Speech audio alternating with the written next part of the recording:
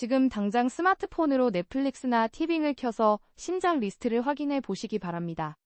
기이한 현상을 목격하실 겁니다. 웹툰 원작, 또 웹툰 원작. 10개 중 8개가 2D 그림을 베껴온 복제판들입니다. 한때 대한민국은 웹툰 드라마에 미쳐 있었습니다. 우리는 이태원 클라스에 열광했고 무빙에 환호했죠. 그런데 지금 그 화려했던 흥행 보증수표가 아주 지루한 재탕으로 전락하고 있습니다.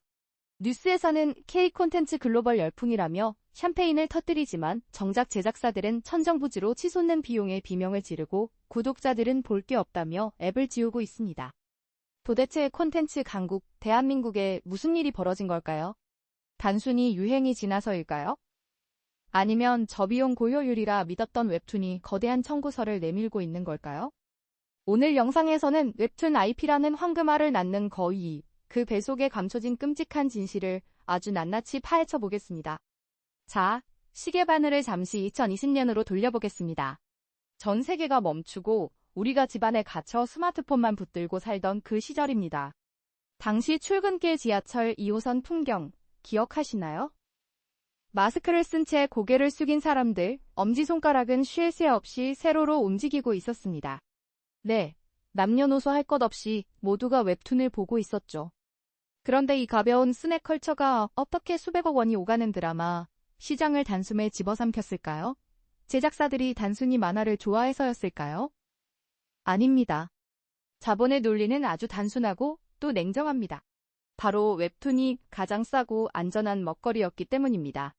당시 OTT 플랫폼들은 폭발하는 콘텐츠 수요를 감당하지 못해 허덕이고 있었습니다. 2021년 6월, 로이터 통신은 이 현상을 아주 정확하게 짚어냈습니다. 급증하는 온라인 콘텐츠 수요 속에서 웹툰이 저비용으로 확보 가능한 IP의 보물창고가 되었다고 말이죠. 생각해보십시오. 오리지널 시나리오를 개발하려면 작가 섭외부터 기획까지 수년이 걸리고 그마저도 재미있을지 없을지 모르는 도박을 해야 합니다. 반면 웹툰은 어떤가요? 이미 수백만 조회수로 재미가 검증됐고 충성스러운 팬덤까지 확보된 상태입니다. 게다가 당시만 해도 웹툰 판권료는 드라마 제작비에 비하면 그야말로 껌값 수준이었습니다. 제작사 입장에서는 실패 확률이 거의 없는 그야말로 땅 짚고 헤엄치기였던 셈입니다. 그렇게 대한민국 콘텐츠 업계는 웹툰이라는 황금알을 낳는 거위를 손에 넣었다고 확신했습니다. 하지만 그들이 간과한 치명적인 사실이 하나 있었습니다. 바로 그 싸고 효율적이다라는 달콤한 믿음이 훗날 자신들의 발목을 잡는 족쇄가 될 줄은 꿈에도 몰랐던 겁니다. 2020년이 가능성의 발견이었다면 그 직후는 말 그대로 광기의 시간이었습니다. 단순한 취미생활이 거대한 머니 게임으로 변모하는 데는 그리 오랜 시간이 걸리지 않았습니다. 투자자들은 냄새를 맡았습니다. 이건 제2의 반도체다, 한국판 마블이 탄생한다라는 장밋빛 전망이 여의도를 지배했죠. 그리고 2024년 6월, 이 열기는 정점을 찍습니다. 바로 네이버 웹툰의 모기업, 웹툰 엔터테인먼트가 미국 나스닥 시장에 화려하게 입성한 사건입니다. 기업 가치만 수조 원. 한국의 만화가들이 디즈니와 마블의 본고장인 미국 주식시장에 깃발을 꽂은 겁니다. 언론은 연일 K콘텐츠의 쾌거라며 대서특필했고 판교의 테크 기업들은 축배를 들었습니다. 숫자는 거짓말을 하지 않습니다. 당시 시장에 풀린 자금과 기대감은 그야말로 역대급이었습니다. 대한민국 콘텐츠 시장 전체가 흥분에 휩싸였습니다.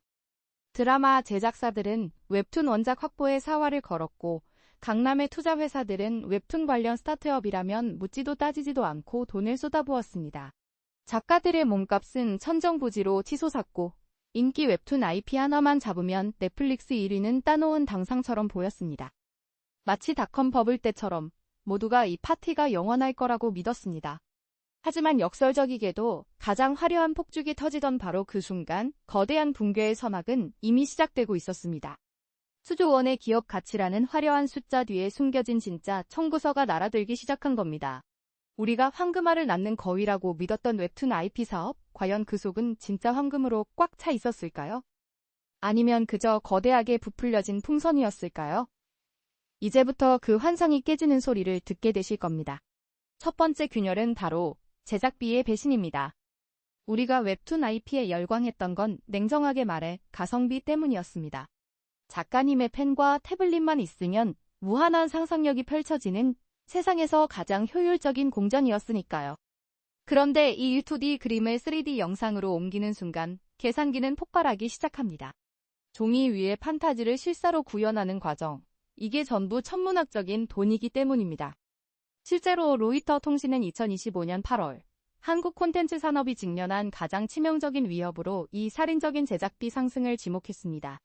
정부는 K 콘텐츠 수출에 국가적 사활을 걸고 있지만 정작 현장은 감당 불가능한 비용 압박에 질식하기 직전이라는 분석입니다. 상암동 제작사들 사이에서 터져나오는 곡소리, 이유가 있습니다. 웹툰 원작은 이미 독자들의 눈높이가 우주에 가 있습니다. 그 화려한 마법, 기괴한 몬스터, 초능력 배틀. 어설픈 CG로 흉내만 냈다간 바로 망작 소리를 듣고 매장당합니다. 결국 헐리우드급 VFX를 쏟아부어야 하는데 여기서 1차로 제작비가 수직 상승합니다. 여기에 결정타를 날리는 건 스타 캐스팅입니다. 웹툰 팬덤을 만족시키려면 소위 그림체가 맞는 A급 배우를 모셔와야 하는데 이분들의 몸값이 그야말로 부르는 게 값입니다. 흥행보증수표라는 명목하에 출연료는 천정부지로 치솟았고 스태프 인건비까지 오르면서 현장은 비명을 지르고 있습니다. 결국 저예산으로 대박을 낸다는 웹툰의 달콤한 성공 공식은 완전히 깨졌습니다. 이제는 수백억 원을 쏟아붓고 제발 망하지 않기를 기도해야 하는 그야말로 러시안 룰렛 같은 도박판이 되어버린 겁니다. 가장 든든했던 가성비라는 무기가 이제는 제작사를 짓누르는 가장 무거운 짐이 되어 돌아온 셈이죠. 자, 여기서 두 번째 균열을 짚어봐야 합니다. 여러분의 스마트폰을 한번 켜보시죠. 넷플릭스, 디즈니 플러스, 티빙, 쿠팡 플레이, 웨이브까지. 도대체 매달 구독료로 얼마를 쓰고 계십니까? 아마 볼 건 없는데 해지하기는 애매해서 3개, 4개씩 구독하고 계신 분들 많으실 겁니다. 바로 이 지점에서 웹툰 원작 드라마들의 숨통을 조이는 두 번째 원인, 플랫폼 전쟁, 플랫폼 워이 시작됩니다. 지금 대한민국 OTT 시장은 그야말로 피 튀기는 레드오션입니다. 2020년만 해도 넷플릭스 하나면 충분했습니다. 하지만 지금은 어떻습니까? 각 플랫폼마다 오리지널 콘텐츠들을 내놓겠다며 수천억 원을 쏟아붓고 있습니다. 언뜻 보면 웹툰 원작자들에게는 기회처럼 보입니다. 사겠다는 사람이 많으니까요. 하지만 실상은 전혀 다릅니다. 이 경쟁이 너무 과열되다 보니 이제는 플랫폼들이 생존을 위해 가성비를 따지기 시작했다는 겁니다. 소비자들은 바보가 아닙니다. 물가는 오르고 점심값 아끼려 편의점 도시락을 먹는 시대에 매달 10만 원 가까운 구독료를 낼 사람은 없습니다. 결국 사람들은 구독 다이어트를 시작합니다. 보고 싶은 작품이 나오면 딱 한 달만 결제하고 다 보면 바로 해지해버리는 메뚜기족이 늘어나고 있는 거죠. 상황이 이렇다 보니 플랫폼 입장에서는 가입자를 묶어둘 확실한 한방이 필요해집니다. 그래서 검증된 웹툰 IP를 사들이는 건데 문제는 여기서 발생합니다. 공급이 너무 많습니다. 일주일에 쏟아지는 드라마와 시리즈가 수십 편입니다. 예전 같으면 대작 소리를 들었을 웹툰 원작 드라마도 이제는 OTT 메인 화면에서 3일만 지나면 새로운 콘텐츠에 밀려 사라집니다.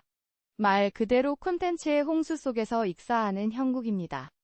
실제로 2025년 8월 로이터 통신은 한국의 콘텐츠 산업을 분석하며 아주 뼈아픈 지적을 내놓았습니다. 한국 내 플랫폼 간의 치열한 경쟁이 오히려 한국 콘텐츠의 수출 전략에 거대한 장벽이 되고 있다는 겁니다. 이게 무슨 뜻일까요? 내수 시장에서 서로 뺏고 뺏기는 싸움을 하느라 정작 글로벌 시장에서 통할 퀄리티를 챙기지 못하고 있다는 뜻입니다. 플랫폼들은 적자를 메우기 위해 제작비를 쥐어짜기 시작했고 제작사들은 그 압박 속에서 어떻게든 납기를 맞춰야 합니다. 결국 웹툰 원작이라는 타이틀은 더 이상 흥행 보증수표가 아니라 플랫폼 전쟁터에서 쏘고 버리는 소모품으로 전락해버린 것일지도 모릅니다. 자, 그럼 여기서 아주 근본적인 질문을 하나 던져보겠습니다. 과연 웹툰 IP가 위기에 빠진 영상 산업을 구원할 무조건적인 흥행 치트키일까요? 아니면 그저 돈을 위해 창의성을 갈아 넣는 믹서기일까요? 우리는 지금 이 화려한 파티의 청구서를 받아들고 있습니다. 바로 용두섬이의 저주입니다. 지금 덕후나 인스티즈 같은 국내 대형 커뮤니티 반응을 한번 보시죠. 대작 웹툰이 드라마화된다는 기사가 뜨면 환호성이 터질까요? 아닙니다. 오히려 제발 내 인생작은 건드리지 마라. 또 웹툰 원작이냐라는 피로 섞인 절규가 베스트 댓글을 차지합니다. 앞서 지적한 대로 제작비는 폭등했고 플랫폼 경쟁은 전쟁터입니다. 투자자들은 실패를 두려워합니다.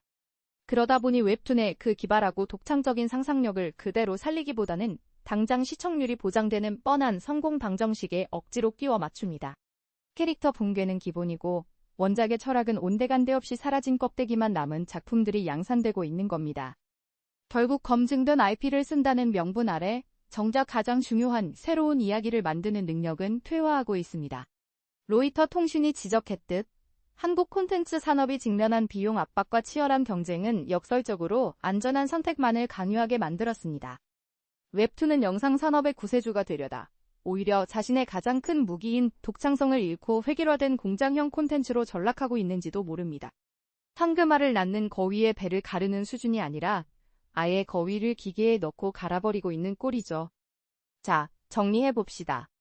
지금 우리가 목격하고 있는 K-콘텐츠, 특히 웹툰 원작 드라마들의 위기는 단순한 성장통이 아닙니다.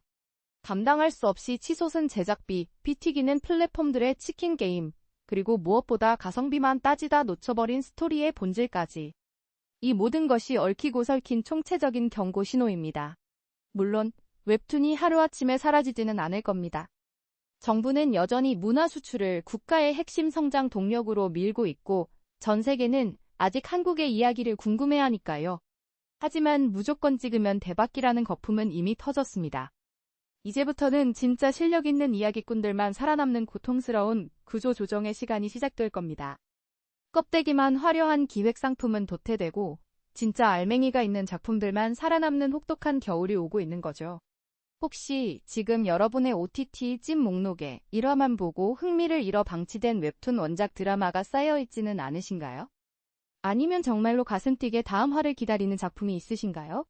황금알을 낳는 거위의 배를 우리가 너무 성급하게 갈라버린 건 아닌지 이제는 차갑게 되돌아볼 때입니다.